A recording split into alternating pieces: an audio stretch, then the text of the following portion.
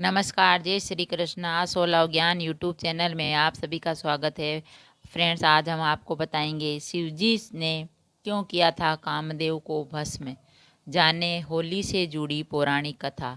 भगवान शंकर ने कामदेव को भस्म क्यों किया था, इसकी एक होली पर कथा है। होली का पावन पर्व होता है, वो 8 मार्च को है। धर्म के प्रमुख त्योहारों में से एक होता है। हर साल फागुन माह की पूर्णिमा के दिन होली का दहन किया जाता है। फिर उसके अगले दिन होली मनाई जाती है, यानी रंगों की होली। तो फागुन शुक्ल पक्ष की पूर्णिमा अगले दिन होली होती है।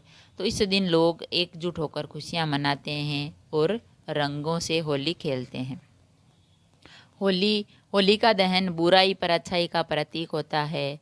भक्त प्रहलाद और होलिका से जुड़ी कथा तो हर किसी को पता है, लेकिन होलिका दहन के अलावा होली को लेकर कई तरह की कहानियाँ भी है। तो इनमें से एक कथा है शिवजी और कामदेव की जुड़ी। तो कामदेव जी और शिवजी की जुड़ी एक कथा है होली की। होली से जुड़ी कामदेव और भगवान शिव की कथा। एक पौराणिक कथा। देवी पार्वती शिवजी से विवाह करना चाहती थी, लेकिन तपस्या में लीन शिव ने उनकी ओर ध्यान नहीं दिया। लेकिन पार्वती को की कोशिशों को देखकर प्रेम के देवता कामदेव प्रसन्न हुए और शिवजी की तपस्या भंग करने के लिए उन्होंने शिवपुर पुष्प बाण चला दिया, जिसके कारण शिव की तपस्या भंग हो गई।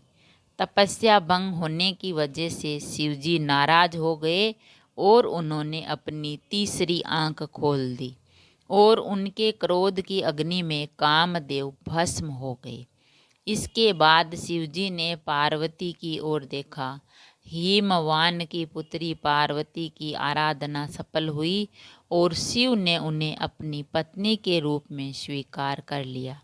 लेकिन कामदेव के भस्म होने के बाद उनकी पत्नी रति को असमय ही वैद्यव्य सहना पड़ा। फिर रति ने शिवजी की आराधना की।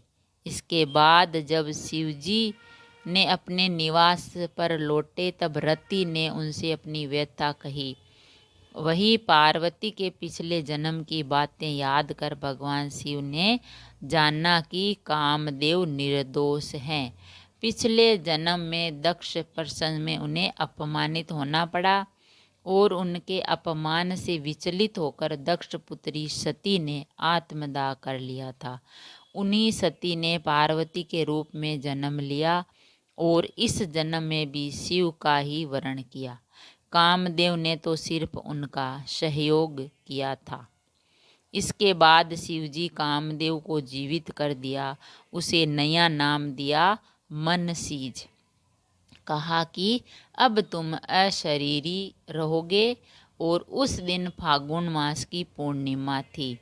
इसके बाद आधी रात को लोगों ने होलिका दहन किया।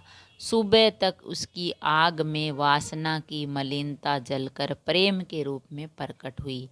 कामदेव अशरीरी भाव के नए सृजन के लिए प्रेरणा जगाते हैं।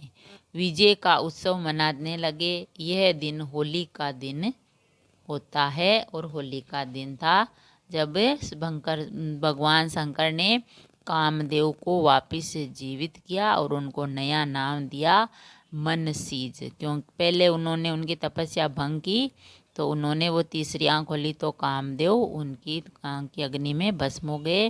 लेकिन शंकर भगवान को पता चला कि कामदेव तो निर्दोष थे, तो उन्होंने, वो रति के पति थे, तो उन्होंने, रति ने भगवान शंकर की आराधना की, तो उनको उन्होंने वापस जीवित कर दिया कामदेव को और मनसीज नया नाम दिया। तो अच्छाई बुराई पर अच्छाई की जीत होती है होली पर। तो इसी प्रकार भगवान शंकर ने कामदेव को वापस जीवित किया और कामदेव को अशरीरी भाव से नए सर्जन के लिए प्रेरणा जगाते हुए विजय का उत्सव मनाया। अगर कहानी पसंद आई तो लाइक और शेयर ज़रूर करें। ऐसी ही कहानी और कथा सुनने के लिए चैनल को सब्सक्राइब करें। Thank you. धन्यवाद।